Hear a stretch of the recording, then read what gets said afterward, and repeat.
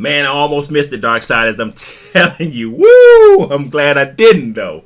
So before we get into today's video, I do want to remind you that tomorrow, 7:30 p.m. Eastern Standard Time, we are going live talking Loki 2. It'll be myself and some other YouTubers deep diving into this show. Definitely need you in the building, in the comments, sharing your insights and perspective as well. So I wanted to put that in there. Make sure notifications, ladies and gentlemen, that you hit that notification bell so that you do not miss it. Now, I almost slept on Sweet Tooth. And for those of you all who hear me make that statement and think, oh yeah, that's that show on Netflix, I didn't really watch it out because I didn't really think it was going to be any good. Whoa. It's fantastic. Now, I saw it first too a few weeks ago, and I was like, yeah, I don't know if I'm really feeling this or not. And I was intrigued because Robert Downey Jr. is involved with the project, but I was like, I don't know, man. Like, now I think it's like trending 1 or 2 on Netflix. I'm going to try not to spoil it for you if you haven't seen it.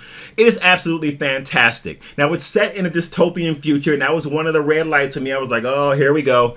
Another dystopian future. It's going to be some virus breaks out, and people are going to be changed or something, and everybody's going to be trying to find a cure. And basically, that's every dystopian movie we've ever seen. And does it follow that framework? Absolutely, Darksiders. But the specialty of the show is how they tell the story.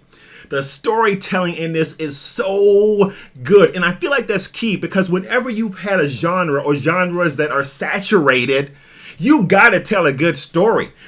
To me, it's really what happened with Jupiter's Legacy. The story was okay, but when you're fighting all these other genres for some watch time, for some eyes, when you're fighting Invincible, when you're fighting The Boys, when you're fighting all this stuff on Disney Plus, and they're crafting these great stories, you have to have top-notch stories. Same thing for this type of genre, for the dystopian genre. It's been done so much, your writing has to be on point. And that's what we get with Sweet Tooth. Now, this is not an original series. This is based off of, I believe, a graphic novel or comic book with the WB and DC. I think it's in conjunction with those two. I think. Somebody correct me if I'm wrong. So it's not original content, but the way they craft this thing makes it so entertaining. Now, I gotta highlight some actors here that you may or may not have heard of. First off, it's the little boy named Gus, and he's played by, I have it right here, Christian Convery. Convery is his name. That little boy is fantastic. And I can't wait to see him as he progresses, because the way that he portrays this level of innocence really does make this work feel very heartfelt. It makes it feel like, what's the word I want? Delightful. Darksiders, I don't even really think I use that word too much. Delightful. He is delightful in this. The level of innocence that he brings to this, the level of courage that he brings to this, while at the same time the level of fear is amazing. He goes through all these different ranges of feelings and emotions, and it makes you really attached to his character. There was some times when I was like, I'm gonna kill that little boy for making some of the choices that he does, but then there's sometimes where his spirit of boldness and his level of innocence is so engrossing, and he does such a good job of taking you through all of these emotions as you watch him interact with the world around him from his unique perspective and from his unique development. You'll see more of what that means when you watch the show. Also gotta highlight a character in there called Big Man. That's what they call him in the show. And he's played by Nonso Ananzi. He's fantastic in this too.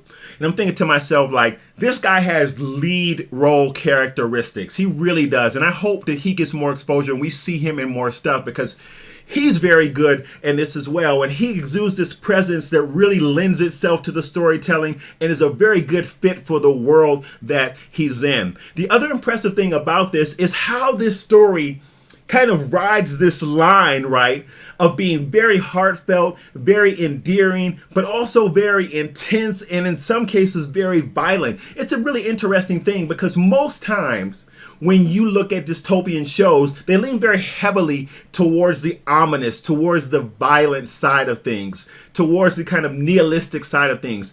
This show runs on parallel tracks, that aspect of the dystopian world, but also there's a very warm and heartfelt feeling to the show as well. And it merges those two ideas together so well. That's what makes this show so good. That's what makes you get hooked on this show. And if you miss it because you think the thumbnail or it looks like it's not going to be interesting, you will miss a treat, because the way they merge these two things is absolutely fantastic. And then the show has a narrator, right? And he's awesome in this show as well, because certainly he sits outside of the show. He is our guide to what's going on in the show. And he prompts us to think about certain things or pay attention to certain things or look at certain parts of the story in relationship to some of the things that might be going on in our own lives. And he's so good at also pulling us into this show and adding this unique aspect to a dystopian show that I've not seen before. If you have not seen Sweet Tooth, it is on Netflix. It is a series. It is fantastic. Make sure that you check it out. Also, again, don't forget to join us tomorrow for our live stream, 7:30 p.m. Eastern Standard Time. We're going live with the Dark Side community, some other YouTube buddies. We're going to deep dive into Loki, y'all. We're going to get into it. I'll see you guys tomorrow night. Peace.